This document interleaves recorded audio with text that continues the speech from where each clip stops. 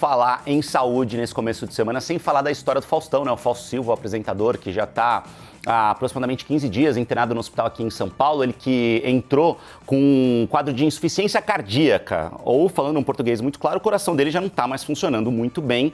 Essa situação está piorando cada vez mais, tanto que acabou de ser divulgado que o Faustão vai precisar passar por um transplante de coração.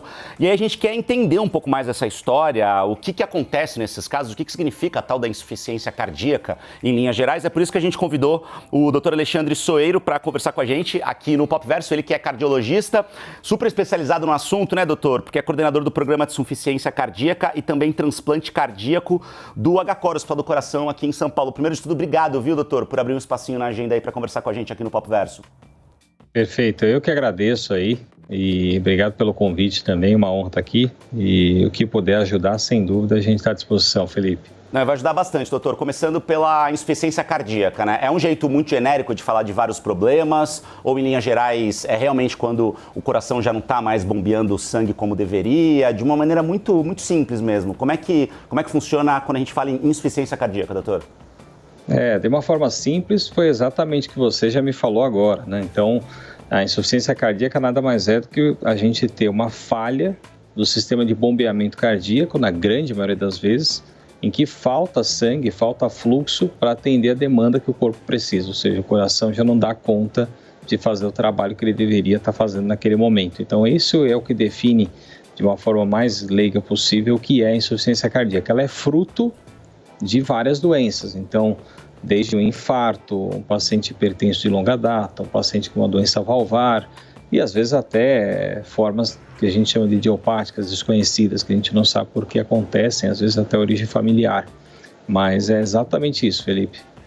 Doutor, o Faustão tem 73 anos, né? Então, não está super velho, mas também já não é mais super jovem, né? Então é uma situação que pede um transplante. Em casos como esse, em que não tem mais o que fazer, você precisa realmente substituir o coração, normalmente o que aconteceu? É algo irreversível por quais motivos? Eu sei que devem ser vários, né? Mas em linhas gerais, quais são as maneiras mais comuns de encaminhamento para um transplante? A gente, Felipe, na verdade eu não tenho acesso direto àquilo que o Faustão tem especificamente de doença ou os detalhes do que está acontecendo lá dentro. Mas em linhas gerais, o que acontece quando a gente leva um doente para o transplante é porque toda a linha terapêutica prévia ao transplante falhou.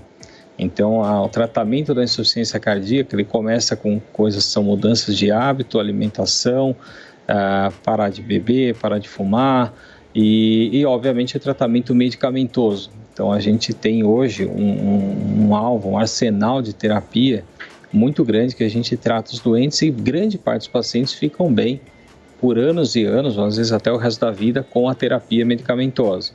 A gente só chega na questão do transplante quando o quadro se torna irreversível e refratário, ou seja, eu estou tratando, otimizei o máximo a terapia que eu posso, eu chego no limite do que eu posso dar tratamento e eu vejo que o doente não tem resposta. E aí a única coisa que eu consigo oferecer, ou uma das únicas coisas como via final, é a gente trocar o coração. Quer dizer, a gente não tem mais para onde tentar resgatar uma melhora com aquilo que ele tem. Doutor, como é que funciona essa fila, né? Porque a gente está falando de uma fila que é nacional, né? A gente está falando aí, nesse momento, como está aparecendo aqui na nossa tela, a gente tem quase 400 pessoas nessa fila, né? O Faustão, ele entra nessa fila junto com todas as outras pessoas, essa fila é para todo mundo, tanto para quem está esperando no sistema público quanto no sistema privado. Como é que funciona em linhas gerais tudo isso? Esse é um ponto importante, porque as pessoas veem o Faustão como alguém que está vinculado à mídia, então seria um paciente considerado especial por todo o que ele representa aí na televisão, mas na verdade frente à fila de transplante ele é igual a qualquer outro paciente em qualquer outra situação. Então o que importa para a gente é ser um paciente cardiopata que tinha um critério de elegibilidade para o transplante e não tenha nenhuma contraindicação absoluta a que possa ser considerado o transplante. A fila é uma só. Independente de você ser um paciente transplantando particular, operadora, SUS, isso não faz a menor diferença para o transplante. Depende sim do tipo sanguíneo, isso é importante, então o doente vai receber o órgão do tipo sanguíneo que ele é compatível e depende a gravidade, aí é outra história. Então o tempo que você está aguardando na fila importa mas a gravidade passa na frente. Então, o doente internado com medicamento na veia para manter o coração batendo da maneira correta vira uma prioridade acima. O paciente que está usando algum tipo de dispositivo de assistência, vamos dizer assim, um coração artificial, ele passa na frente ainda mais como um critério de gravidade, até porque é um doente que teria menos tempo para aguentar e chegar no transplante em condições adequadas. Doutor, o quadro do Faustão mostra que ele está em diálise. O que isso significa? Que ele está justamente tendo ajuda de uma máquina para poder fazer o papel do coração, é isso? O corpo, Felipe, ele é integrado, né? Então, o rim, ele é um órgão que, se o fluxo sanguíneo dado pelo coração não for adequado, ele acaba falhando, ele sofre com isso. Então, ele é um rim que o corpo tende a não priorizar o fluxo para ele nos momentos que está faltando fluxo pela demanda cardíaca, né?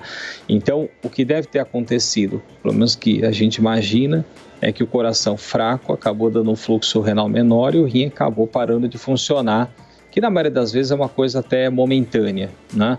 E aí, por esse motivo, até que ele recupere, até que estabilize a situação, pelo menos ele vai receber hemodiálise, ou seja, ele passa o fluxo de sangue numa máquina que faz a filtragem igual o rim faria, para manter ele em condições adequadas para a gente poder chegar no transplante cardíaco.